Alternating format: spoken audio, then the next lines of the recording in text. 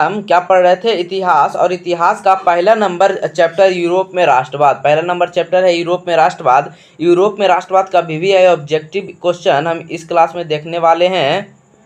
VVI objective question इस class में देखने वाले हैं। तो आप लोग फटाफट वीडियो को लाइक और चैनल को सब्सक्राइब जरूर कर लें। तो चलिए वीडियो को शुरू करते हैं। तो हमारा क्वेश्चन नंबर 1 है, रक्त एवं लौह की नीति का अवलंबन किसने किया था? तो बिस्मार्क ने। किसने किया था? बिस्मार्क ने किया था। क्वेश्चन नंबर 2 कहता है, फ्रैंकफर्ट की संधि कब हुई थी? तो 1871 में हुई थी। क्वेश्चन नंबर 3 कहता है, वियना कांग्रेस कब हुआ था? वियना कांग्रेस कब हुआ था? तो हुआ था 1815 ईस्वी में हुआ था। क्वेश्चन नंबर 4 कहता है, मार्टिन लूथर किंग कौन थे? मार्टिन लूथर किंग कौन थे? तो ये समाज सुधारक थे। क्या थे? समाज सुधारक थे।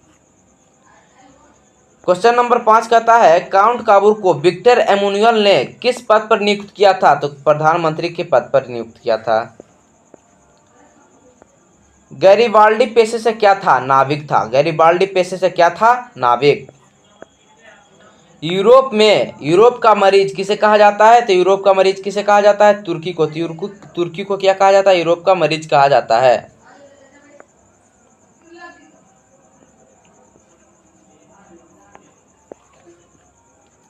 क्वेश्चन नंबर 8 कहता है, यंग यूरोप या यूरोप की स्थापना किसने की? तो यंग यूरोप हो या यंग इटली हो, यंग यूरोप हो या यंग इटली हो, उस सब की स्थापना किसने की थी? मेजनी ने की थी। नौवां कहता है, किस युद्ध के बाद जर्मनी का एकीकरण पूरा हुआ? तो किस युद्ध के बाद? सेडौन के युद्ध के बाद जर्मनी का एकीकरण पूरा हो गया था। क्वेश्चन नंबर 10 कहता है, यूरोप वासियों के लिए किस देश का साहित्य एवं ज्ञान विज्ञान प्रेरणा स्रोत रहा है? तो यूनान देश का। किस देश का? यूनान देश का। क्वेश्चन नंबर 11 कहता है, इटली एवं जर्मनी वर्तमान में किस महादेश के अंतर्गत आते हैं? तो यूरोप महादेश के अंतर्गत आते हैं।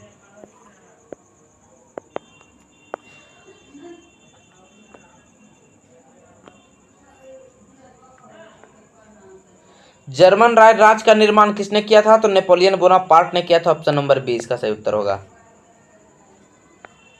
वियना कांग्रेस के द्वारा फ्रांस में किस शासक वंश की पुनर्स्थापना की गई? तो ये बुर्बो राजवंश की पुनर्स्थापना की गई थी। सन 1870 ईस्वी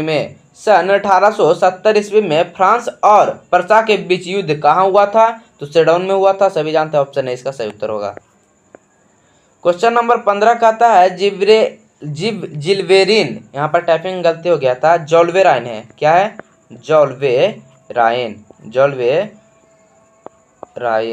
जोल्वेराइन एक कैसी संस्था थी? व्यापारियों की संस्था थी। बिस्मार्क निम्न में से क्या था? बिस्मार्क निम्न में से क्या था? तो कूटनीतिज्ञ था।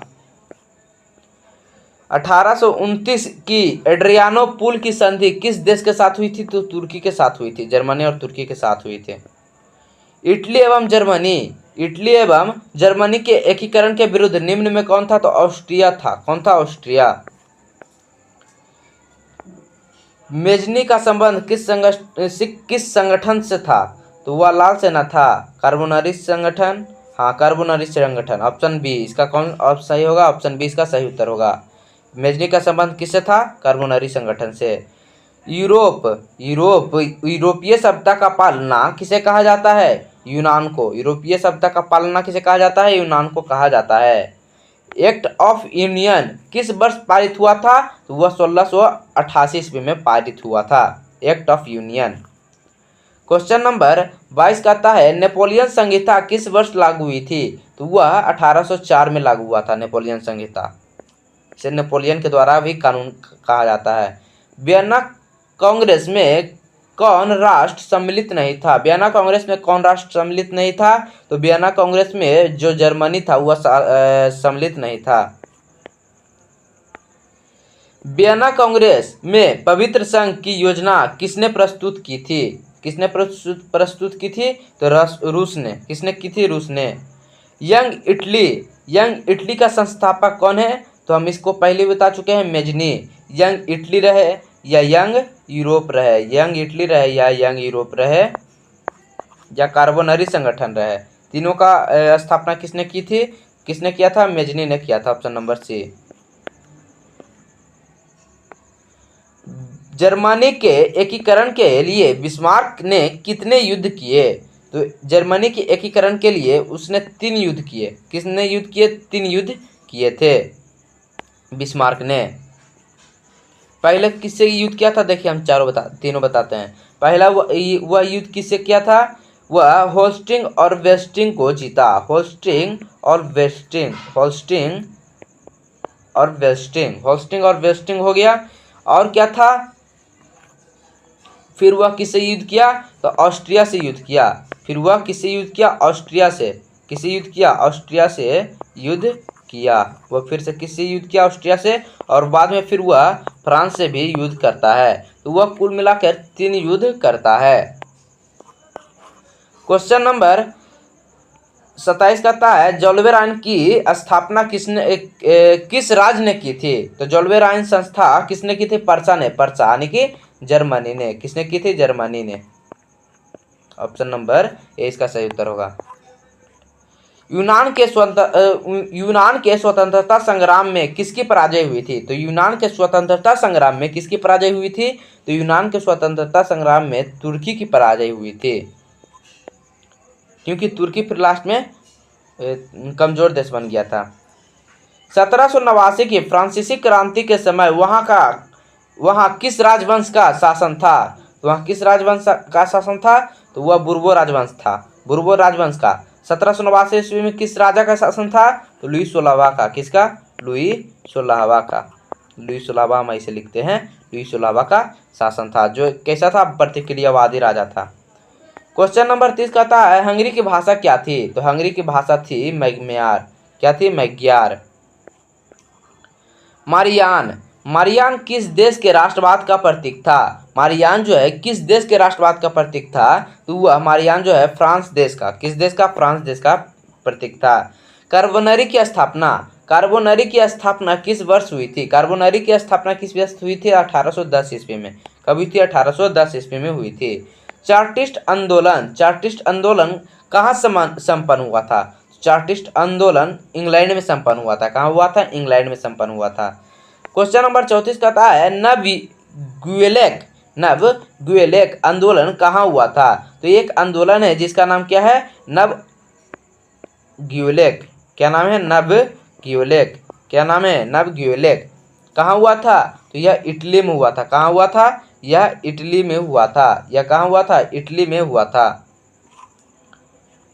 क्वेश्चन नंबर 35 कहता है जर्मनी एवं इटली के एकीकरण के समय फ्रांस किस का शासक कौन था? जर्मनी एवं इटली के एकीकरण के समय, तो जर्मनी की एवं इटली के एकीकरण समय फ्रांस का शासक कौन था?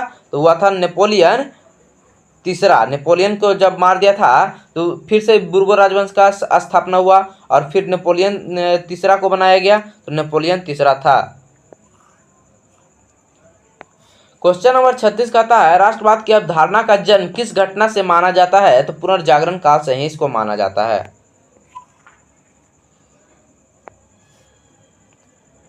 किस संधि द्वारा स्वतंत्र यूनान राष्ट्र की स्थापना की गई? मतलब कि कौन सा संधि हुआ था? उस संधि के तहत कह दिया गया कि जो यूनान देश है वह पूरी तरह से क्या हो गया है? आज़ाद हो गया है। वह पूरी तरह से क्या हो गया है? आज़ाद हो गया था। किस संधि के द्वारा कहा गया था? तो यह कहा गया था किस संधि के द्वारा? तो यह कहा गया था कस्तूनतुनिया की संधि द्वारा। किस संधि द्वारा? कस्तूनतुनिया की संधि द्वारा। इसका ऑप्शन नंबर बी सही उत्तर होगा। क्वेश्चन नंबर 38 कहता है सेडाओ के युद्ध में किसकी पराजय हुई थी? पराजय न पूछ रहा है। और कौन सा युद्ध? सेडाओ के युद्ध में। यानी कि सेडाओ का युद्ध किसके बीच हुआ था? ऑस्ट्रिया और किसके बीच हुआ था? ऑस्ट्रिया और किसके बीच हुआ था? इटली के बीच हुआ था ना। ऑस्ट्रिया और जर्मनी के बीच हुआ था। किसके बीच हुआ था? जर्मनी के बीच हुआ था। जर्मनी के बीच हुआ था। इसमें जर्मनी जीत गया था और ऑस्ट्रिया हार गया था। तो इसका सही उत्तर हो जाएगा ऑस्ट्रिया की। किसकी हुई थी? ऑस्ट्रिया की हुई थी। अगर यही सेडाउन का युद्ध रहता, यहाँ पर ये काट देता रहता सेडाउन का युद्ध, तो क्या होता? सेडाउन का युद्ध रहता तो होता किसकी हार हुई थी? तो उसमें फ्रांस की हार हुई थी। किसकी हार हुई थी? फ्रांस की हार हुई थी सेडान के युद्ध में। क्वेश्चन नंबर 39 कहता है प्रसा का शासक कौन था? प्रसा का शासक कौन था? तो प्रसा का शासक तो जो था वह था विलियम प्रथम। कौन था? 1861 में कौन था? 1861 में विलियम प्रथम था। लेकिन 1862 में कौन बन गया था? बिस्मार्क। कौन बन गया था? जो बिस्मार्क था 1862 में वहाँ का चांसलर बन गया था प्रसा का। क्वेश्चन नंबर 40 कहता है मेटरनिक कौन था? तो मेटरनिक कौन था? तो ऑस्ट्रिया का चांसलर था। चांसलर मतलब क्या होता है? चांसलर मतलब होता है प्रधानमंत्री। चांसलर मतलब क्या होता है? प्रधानमंत्री होता है। क्वेश्चन नंबर 41 कहता है किस संधि द्वारा जर्मनी का एकीकरण पूरा हुआ? तो किस संधि के द्वारा जर्मनी का एकीकरण पूरा हुआ? तो फ्रैंकफर्ट की संधि द्वारा। फ्रैंकफर्ट की संधि द्वारा। और फ्रैंकफर्ट की संधि कब हुई थी? फ्रैंकफर्ट की संधि हुई थी 1871 ईस्वी में। VVI क्वेश्चन है, ये VVI क्वेश्चन है, हर साल पूछता है। क्वेश्चन नंबर 42 कहता है युवा इटली संस्था का विकास किया। युवा इटली संस्था का विकास किसने किया था? तो मेजनी ने किया था। विकास या हम निर्माण भी कह सकते हैं, किसने किया था? मेजनी ने किया था। क्वेश्चन नंबर 43 कहता है नेपोलियन ने जर्मनी के में किस संघ की स्थापना की? तो जर्मनी में किस संघ की स्थापना की? तो राइन राज्य संघ, राइन संघ की, जिसका बाद में क्या नाम बदल कर रख दिया गया? जर्मन राइन संघ, जर्मन राइन संघ। क्वेश्चन नंबर 44 कहता है सोडर्निया पिडमाउंड का शासक कौन था? सोर्डिनिया पिडमाउंड का शासक कौन था? तो कौन था? विक्टर एमेनुअल था। कौन था? Victor Emmanuel. हमारा क्वेश्चन नंबर 45 कहता है लाल कुर्ती की टुकड़ी का गठन किसने किया था? तो लाल टुकड़ी की कुर्ती का गठन किसने किया था? तो वह गैरीबाल्डी था। कौन था? गैरीबाल्डी। गैरीबाल्डी को पेशे से क्या कहते हैं? नाविक कहते हैं। गैरीबाल्डी को पेशे से क्या कहते हैं? नाविक कहते हैं। और इसने क्या किया था? लाल कुर्ती का गठन किया था। इसने क्या किया था? लाल कुर्ती का गठन किया था। तो आशा करता हूँ कि आपको यह वीडियो पसंद आया होगा और आप लोग मेरे YouTube चैनल पर नए हैं तो चैनल को सब्सक्राइब जरूर कर लें। चैनल को सब्सक्राइब जरूर कर लें और ज़्यादा से ज़्यादा लोगों तक शेयर करें। ज़्यादा से ज़्यादा लोगों तक शेयर करें ताकि सभी लोग इसका आनंद उठा सके। तो चलिए, धन्यवाद।